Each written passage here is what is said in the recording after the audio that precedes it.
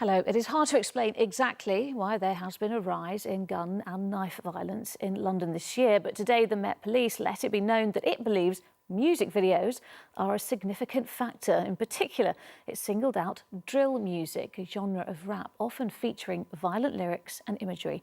At the Met's request, YouTube agreed to remove dozens of the videos today, and that's been welcomed by those who agree they incite violence. But others accuse the force of unfairly targeting the genre to mask its own failings. Our political correspondent Simon Harris has more.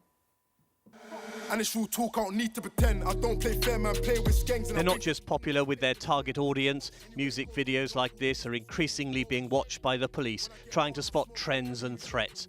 Met detectives are now familiar with the language, gestures and code words of drill music. This is a track called Take That Risk, with advice on how to avoid getting caught. No face, no case, no witness. No case, no trace, no prints. Basically, cover your face, cover your hands so you don't get prints, i.e. use gloves whenever you go out there to do a move or whether you go out there to actually commit a crime. When Raheem Ainsworth Barton was shot dead at the start of the month, his murder was quickly linked to a drill video. How they gonna make it even? The 17-year-old was a member of a group from Kennington's Brandon estate, which went under the name Moscow 17. They posted this on YouTube, apparently a challenge to a rival group in Peckham. It's still there. Over the last 2 years, Scotland Yard has made more than 50 requests to YouTube for videos to be taken down. Now, more than 30 have been deleted after the company judged them to be in violation of its policies. But writer and youth worker CIARAN THAPAR thinks drill is being unfairly blamed. I think it's become a moral panic, and to blame it for a spike in youth violence is completely insane when there are so many other things that we should be focusing on, in my opinion. Music producers SK and TK agree. They work with drill music artists in their studio in Croydon. It's easy when you're not like a fan of drill or you listen to it regularly or consistently and you just hear it and you just hear where like, oh, I'm going to stab this person, or everyone's starting to learn the terminology of the chinging and whatnot. You're just going to see it as this is just violent. Do you know what I mean? But there is a story behind it. There's a story behind everything. And what you need to remember, removing the videos is I call it a weak response. A very weak response because, number one, you're going to find the videos elsewhere. But in a climate of relentless violence, the police are convinced some drill videos are a dangerous menace which need to be tackled. Simon Harris, ITV News. Next tonight, fed up and furious commuters have signed up by the thousands to a petition demanding Govia Thameslink be stripped of its rail franchise. It brought in a new timetable claiming passengers would get a better service. Instead, there have been delays, cancellations and services scrapped, as our political correspondent Simon Harris found out. Another day, another hideous Thameslink train. Pictured at Never in my worst nightmares. Complete shambles. I'm not impressed. Unlike the trains, the complaints are non-stop. You should be embarrassed. Simply not good enough. Just some of the comments commuters have posted on Twitter since the new timetable sent Thameslink trains into meltdown. We are sorry to announce that the 10:54 Thameslink service to Brighton has been cancelled. We decided to see for ourselves how bad it is. We are sorry to announce that the 10:59 Thameslink service to St Albans City has been cancelled. And we didn't have to wait long. I've just boarded the 11:29 to St Albans after listening to a stream of announcements about delays and cancellations on the platforms at Farringdon. And the latest news is the 11:29 to St Albans won't be going to St Albans. It's being terminated at West Hampstead. No reason has been given. I think it's quite rubbish. For Elisa Ziff and her sons Oliver and Rafel, it's the second time in the space of a few hours Thameslink has played havoc with their half-term plans.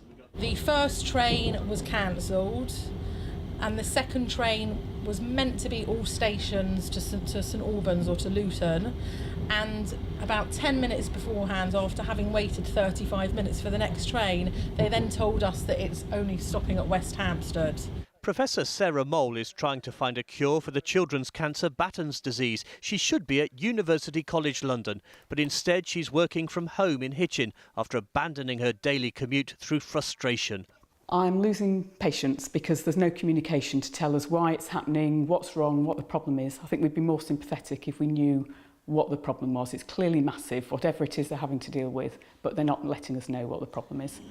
And not letting us know either. Thameslink parent company GTR said it was working on a recovery plan but wouldn't talk to us today. In a statement, the Transport Secretary said the disruption suffered by passengers was wholly unacceptable, but commuters knew that anyway. Simon Harris, ITV News. Well, Gervia Thameslink are not the only operators facing problems. At TfL, it struggled to balance the books, became clear today. Its annual accounts showed a fall in the number of people using tube and bus routes, which has meant a big drop in income, a situation not helped by several large severance payments to former staff. Our political correspondent Simon Harris looks at why. For generations of Londoners, travelling by bus, tube and train has been a way of life. Commuting is second nature. But we don't just go to work. Public transport can take us to the shops, to bars and restaurants and the cinema. But all of a sudden, the habits of Londoners are changing. The internet revolution means we can work from home, we can shop online, watch recent movies in our own front rooms. We're told it's healthier to walk or cycle, so we do. And it's causing a big financial headache for London's transport bosses. Last year, there were 21 million fewer journeys made on the tube. That led to a £37 million drop in income. On the buses, passenger journeys were down by 15 million, costing TfL £21 million in lost revenue. If this is a long-term trend, and it looks like it is, given how it's affecting other cities, it's a big challenge. Transport for London is increasingly reliant on its fare revenue to actually prop up its whole business plan, and it may need to rethink how it operates its business from route to tip. It's not hard to find Londoners embracing lifestyle changes. Charity workers Rachel Taylor and Laura Milner work close to Oxford Street, but would much rather shop online. And Laura now walks to Victoria Station instead of taking the tube.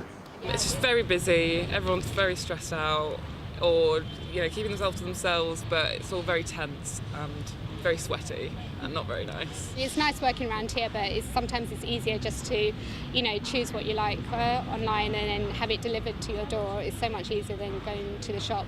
In an attempt to plug the funding gap at TfL, the Mayor today ordered a review of six-figure so-called golden payoffs for staff opting to leave.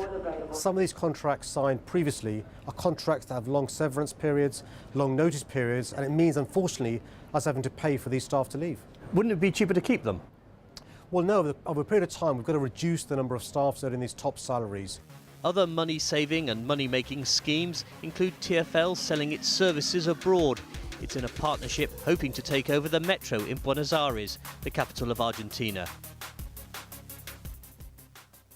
That's Simon, various efforts by TfL to save money, but will the Mayor be able to afford his promise to freeze fares? Well, the partial fares freeze is costing £640 million when budgets are being squeezed and income from passengers is dropping. That's a big hole in TfL's budget. The Tories called it an ill-conceived election gimmick. They say it's led to the cancellation of new trains for the Jubilee and Northern lines. But Sadiq Khan told me today that the fares freeze will still be here so long as he's Mayor. But he did add in his first term. Does beg the question, will it survive into his next election manifesto? He says TfL can afford it because of other efficiency savings. All right, Simon, thank you.